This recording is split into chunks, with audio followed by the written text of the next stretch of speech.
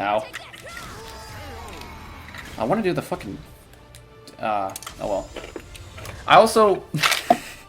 Part of me finds it funny that almost every single encounter so far, Mira has always ended up with her stance opposite, so it's always just ass facing camera. Of course. That's an accident, I swear. Not at all. I mean, yes. There's actually a funny story about Mira in that, because, There's a funny story about Mira and her fat ass. Actually, that is a more crude way to phrase it, yes. So the thing is, canonically, Mira now has sort of a big butt. And it wasn't always an intention. This is always just supposed to be like a moderately fit, I don't want to say a little above average, but like decently curvy. But not to the point of like overblown. Like I think the best proportions I've gotten from her are for the book cover. And during, I think this was the first campaign, she was sneaking around enemy territory, trying to get a better idea on what was going on, because the whole town was being... Oh, I remember this story, because we all Yes. made jokes about it. Yes. She was sneaking around, and she'd seen horrors beyond her comprehension of people being like, their faces all twisted and torn up into like some sort of alien creatures and shit like that, like demons out of like just nightmares and such. And of course she's alone in the belly of the beast, so it's just horrifying. But she's sneaking through and she gets to a hallway, and this was after I had shared a picture I had gotten of Mira, because she was getting romantic with her character Bjorn, and I was sort of like, I want to do a fun thing, so I asked one of my friends, be like, hey, let's get a picture of Mira, kind of like lovingly taunting her new lover, and that's combined with something that my DM had been doing before, which is kind of having some people roll for curves, because my roommate had that happen too, where she had to roll to see how big her boobs were, and they were apparently ginormous. She got like an 80 or something like that. And my DM said, hey, can you roll 2 D100s for me? And I'm like, okay. And then I rolled 2 of them, and the first one was like a 30 something, and the second one was like 80. And he was just like, yeah, you're sneaking through, but you're starting to have trouble because your ass is too big. So from that point on, Mira's had a big ass. To the point where it's referenced in the book. Because the way I do elves is I do elves as where do I want to go? Because we're in this. Oh, I thought you were talking about the time we were talking about Mira, and then there's apparently like a rogue spell where you could make a noise somewhere else at a distance. So it was either me or it was someone else that made a joke about like she's like projecting the cleft of her ass cheek somewhere else. Yeah. No, not that. That wasn't it.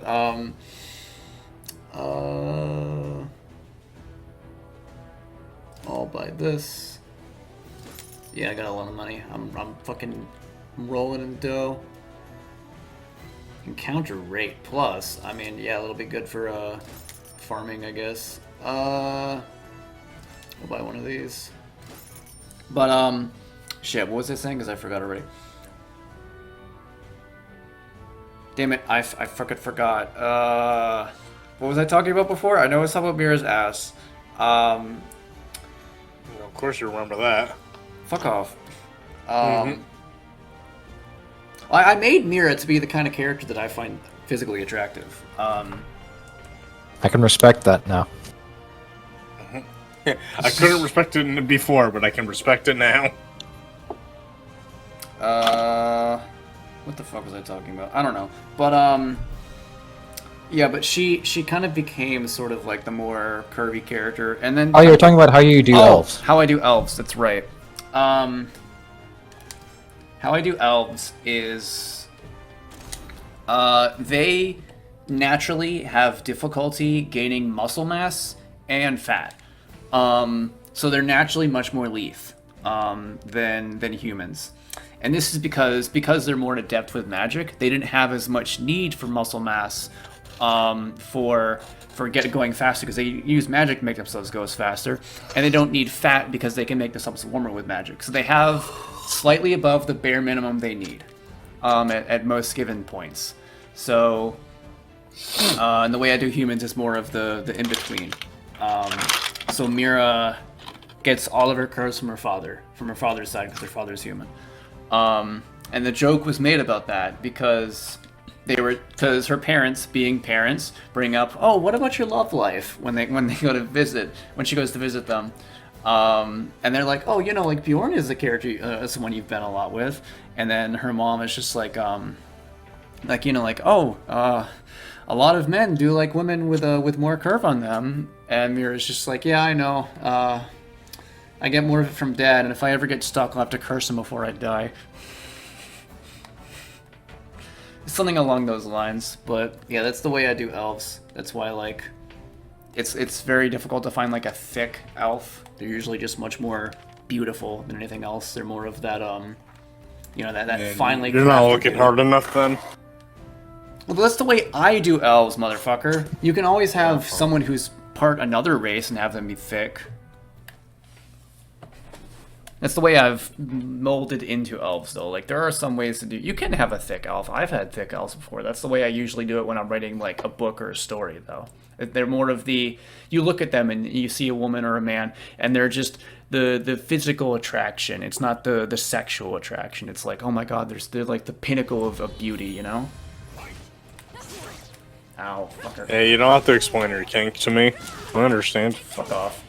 I'm trying to hit this guy, goddamn. Stop it! Oh my god! I'm just trying to roll. and this Fuck guy's him like, up! That kind of reminds me of animes where they just have characters with massive tits, and you get people defending it like, no, it's a great story, it's blah blah blah blah. There's like a whole paragraph thing, and then it's just a picture of the mangaka, and he's like, I just like boobs. We're talking about Senran Conqueror and Goddess of Victory Art games, grid stories. Their boobs and asses are just a bonus. I don't think I'm a high enough level for this, because I feel like I wasn't doing as much damage as he was. But yeah, boobies. He was 2 levels higher. I was? Okay. I wasn't paying attention to that part. I don't know why, I always think back to that, Oh god. what the fuck is that weapon? I don't know, it's a stick. I got a stick, and I'm gonna hit you with it. Let's see, what was it called? Oh god. It's just a guy who thinks he's special because his weapon is stupid looking. Yeah. I'm the chosen one because I have a unique weapon. No, anyway, back to what I was saying. It reminds me of that Araki interview where he's like, someone's talking about the character designs in JoJo, and he's just like, I just like drawing beautiful people. I wanted to draw beautiful men. And the guy's like, and beautiful women. It's like, yeah, we could draw a beautiful woman too, but like, be beautiful men, you know? Yeah, That's, you know what? that's the thing, though. Like, people always, like... Well, not always. There are some groups out there who will guilt somebody for, like, being like, oh, you're making this, like, this attractive character. Like, there's nothing wrong with making a character you just find attractive. Like, as long as it comes from a place that's well-meaning, and it's never meant to be, like, demeaning or derogatory or just bad, then there's nothing really wrong with it. Except for everything. I don't know. I just find that some people who are like, oh, you made this character sexy, so that's bad, and I hate that. Leveling up towns and shops. The town is leveled up. The towns can be leveled up by assisting others via missions that become available these breaks. Oh, cool. Can I go fight people now? So I can level up, because I feel like I'm not high enough level. No! And I don't know... But yeah, like, that's, like, I have a bunch of characters that aren't, like, super sexy. Are you sure it's not the dojo? No, the dojo is the training area. That's where you go Okay. to get the tutorial, essentially. And I skipped it because it's boring. Okay. And it's a little long-winded, and it's basically just teaching you how to play the game. So no experience. Exchange gold for SP. Does that mean I level up? Oh, it's soul points. Hold on. Sure, we'll do that. Let's see what I get. 100 SP. Oh, okay. It's an exchange. All right, cool.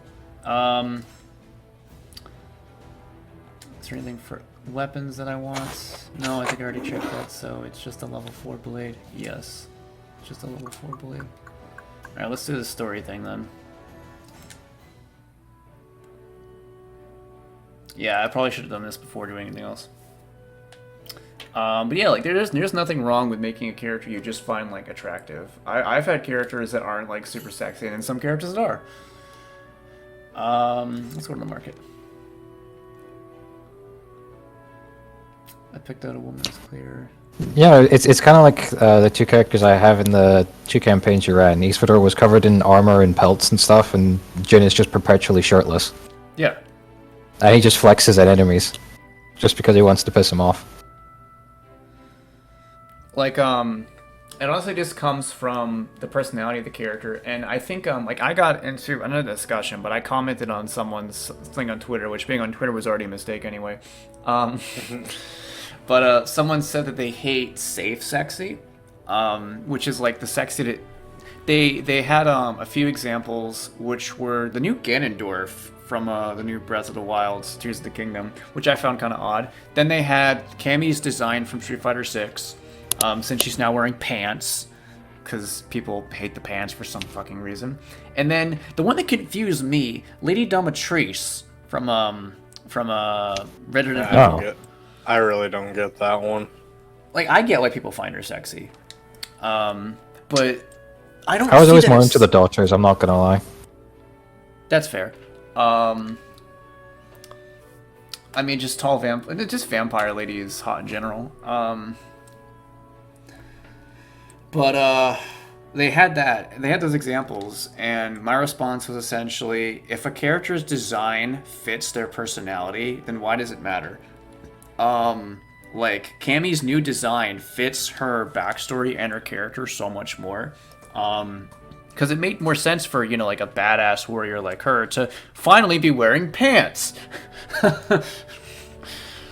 And Lady Dominatrice's design works because of just everything around her, and Ganondorf works because of the world that he's in. Like, if a character is designed with their personality, their world, and backstory in mind, it doesn't matter if they're sexy or not.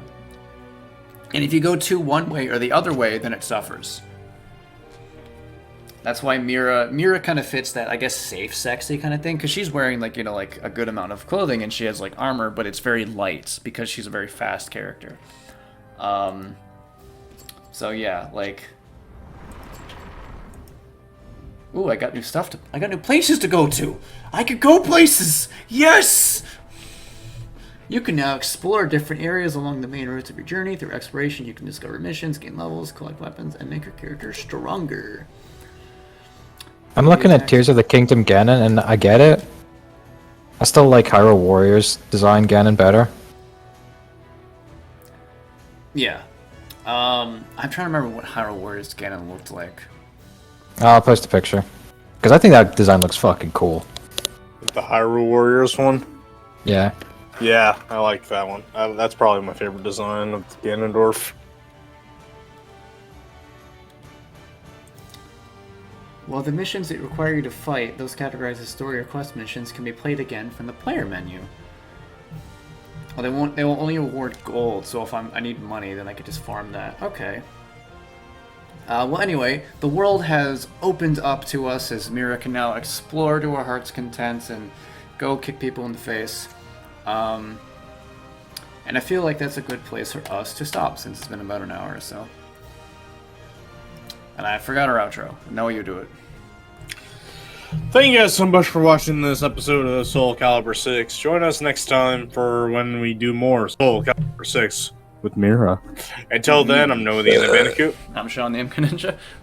I'm Nick the Venom Fist. And we are the Super Trier Bros, and we'll see you guys next time. Peace. So, such a powerful outro, it made you cut out. Hey everyone, thank you guys for watching. While you're here, please go ahead and hit that subscribe button and make sure to ring that bell. Also check out our other content, both on this channel and our individual ones. And as always, I'm Shaun the MK Ninja. And I'm Noah the NN Bandicoot. And we're the Super Try Hard Bros, and thank you so much for watching. Peace. Bye.